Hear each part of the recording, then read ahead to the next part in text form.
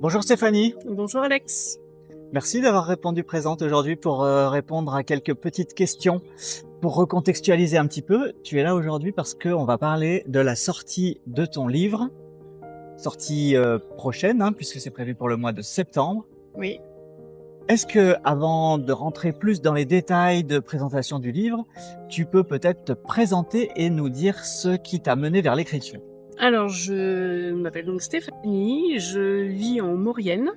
Et ce qui m'a amenée à écrire ce livre, c'est que j'ai toujours aimé écrire. J'aime le partage, l'échange, le lien. Et l'écriture est un moyen de partager, d'échanger, de créer des liens. Donc ce livre a été un moyen d'exprimer toutes ces choses-là à travers une histoire. Alors, ton livre s'intitule Parti de là. Toi, d'où es-tu parti pour écrire ce livre? Je suis partie d'une envie d'écrire depuis toujours, mais j'écrivais essentiellement des récits de vie, des choses très concrètes, que ce soit sur moi ou sur des gens que je connaissais. Et suite à un atelier d'écriture dans lequel on a travaillé ensemble, je suis partie d'une image autour de laquelle tu nous as invités à créer, à imaginer un secret, une vie, à imaginer une histoire. Et partie de là, Victor est né. Et Victor a vécu une aventure. Alors si on rentre un petit peu plus maintenant dans le sujet du livre, est-ce que sans trop en dévoiler, tu pourrais nous faire un petit résumé de cette histoire? Alors c'est l'histoire de Victor, un jeune homme contemplatif, naïf, qui mène une vie très simple à Paris. Simple dans le sens où voilà, il suit ses études, il vit avec ses parents, jusqu'au jour où un événement marquant va l'amener à se poser des questions sur ses origines, sur peut-être un secret de famille, et va l'amener à voyager. Il était prévu qu'il voyage, mais il va voyager autrement. Et il va découvrir quelque chose qui va bouleverser le reste de son existence. Alors est-ce qu'il y a des thèmes particuliers que tu as voulu explorer au travers de ce personnage de Victor? Alors le secret de famille, les non-dits, mensonges pour protéger, et puis aussi les blessures d'abandon, les blessures de rejet, et toutes les guérisons qui vont avec. Et puis il y a aussi un thème qui est à mon avis très fort, qui est le lien humain, les liens qui permettent à chacun d'avancer. Pour les lecteurs qui s'apprêtent à lire le livre, est-ce que tu pourrais leur donner un petit avant-goût de ce qu'ils vont ressentir pendant la lecture ou éventuellement après avoir fermé le livre? Est-ce qu'il y a un sentiment majeur qui domine? Alors je pense que le sentiment majeur, c'est pour le lecteur, c'est de vouloir entrer dans le livre, entrer dans l'histoire et tenir la main de Victor et puis lui parler à tous les gens qui vont l'entourer, intervenir pour qu'il arrive au bout de sa quête. Et à la fin de la lecture, j'espère que le lecteur ressentira la frustration de vouloir en savoir plus et de vouloir savoir ce qui va se passer, surtout après. Parce que ce qui lui arrive va bouleverser son existence. Et qu'est-ce qu'il va faire de tout ça? Parti de là, qu'est-ce qu'il va faire de tout ça? Alors il y a quand même un lieu qui est très présent dans le livre, c'est même un pays, le Sénégal. Oui. Pourquoi le Sénégal et pas un autre pays pour raconter ton histoire? Alors le Sénégal, parce que moi j'y suis allée plusieurs années de suite. J'y suis beaucoup allée dans un cadre qui n'était pas du tout le cadre du tourisme, mais qui était humanitaire, plus particulièrement lié au village de lépreux.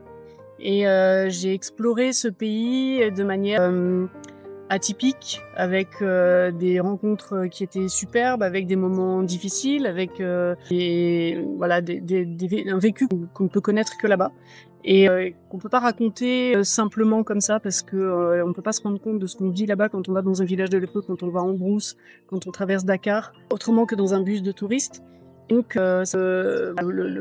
l'essentiel se passe là-bas, parce que ça m'a permis aussi de partager ce que j'ai pu vivre là-bas à travers tous ces personnages. Donc au-delà de découvrir cette histoire de Victor, ce mystère, cette quête qui tourne autour, on l'a dit, d'un certain nombre de mensonges, c'est aussi la découverte d'une culture. Tout à fait. Une culture hors des sentiers battus, loin des sentiers battus. Pour quelle raison est-ce que tu as vraiment envie que ce livre puisse voir le jour? Parce que j'ai pris beaucoup de plaisir à l'écrire, parce que j'ai eu l'impression de rencontrer des gens qui sont les personnages de ce livre, et que j'ai envie de faire partager ce plaisir de l'écriture, j'ai envie de le faire partager à la lecture et j'ai envie que les lecteurs rencontrent ces gens que j'ai rencontrés, qui m'ont presque dicté leur histoire, auxquels je me suis attachée. Il y en a que j'ai détesté, mais il y en a beaucoup auxquels je me suis attachée et j'ai envie de faire partager ça. Alors, tu dis que ce sont des personnages que tu as rencontrés, mais on est d'accord, ce ne sont que des personnages qui sont le fruit de ton imagination. Oui. Ce sont pas des vraies personnes que tu as rencontrées là-bas sur place. Non, ce sont que des personnes qui sont nées sous mon stylo. Au fur et à mesure que les événements avançaient, au fur et à mesure que l'histoire avançait, des personnages sont arrivés parce que Victor avait besoin d'eux, Victor avait envie de les rencontrer. Et donc je les ai fait naître. Et tous ces personnages ont créé une unité autour de Victor. Certains ont été des obstacles, mais ceux qui ont créé l'unité sont des personnages attachants.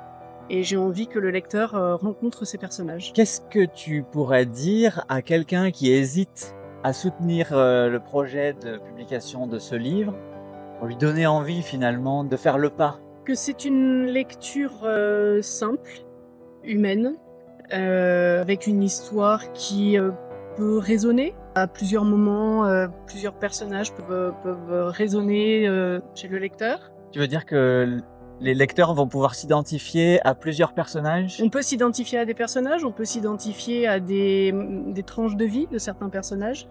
Alors ce livre, il peut être lu de deux façons différentes. Il peut être lu avec la simple volonté de voyager, puisque c'est un voyage au Sénégal, à travers la brousse. Comme on l'a dit tout à l'heure, on découvre une culture. Et puis il peut y avoir une deuxième lecture, un deuxième niveau de lecture pour des gens qui vont aller trouver dedans peut-être des parcours de vie qui leur appartiennent aussi, des blessures qui leur appartiennent, des guérisons. Et c'est une lecture simple, fluide, qui peut amener, qui peut contenter quelqu'un qui veut simplement découvrir une histoire, quelqu'un qui veut découvrir un pays, et quelqu'un qui veut découvrir des choses un petit peu plus profondes, avec des thèmes, des valeurs. Donc ça peut s'adresser à un large public. Y compris aux amateurs de polar presque. C'est un peu une enquête finalement. Presque, parce que c'est une enquête et on a une réponse qu'à la fin. Mais on a une succession de questions qui s'enchaînent et qui se multiplient au fur et à mesure que Victor avance dans son parcours. Merci Stéphanie.